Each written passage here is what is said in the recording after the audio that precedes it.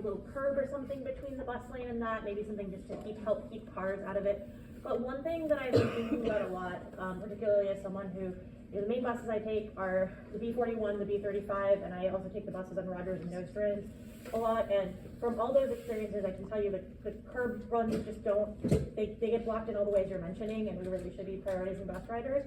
But something that I've thought about a lot with this in particular, I mostly ride the bus on this corridor and very occasionally cyclist. I'm never a cyclist on this corridor because it's terrifying. But there's just such a big road, and there's just, once you get off on that beautiful bus boarding island, there's just so much, still just massive car traffic that's gonna get crossed.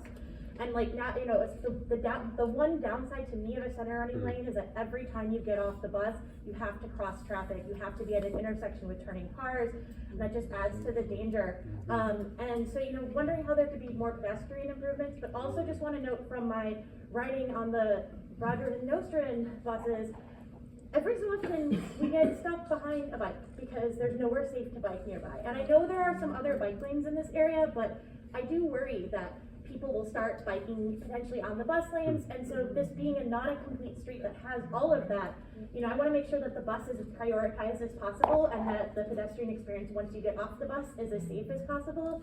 So I would just really urge, especially for this wide street, to consider other ways to calm traffic and create dedicated spaces for other modes so that the bus can be just the bus. Yeah, I totally hear you. And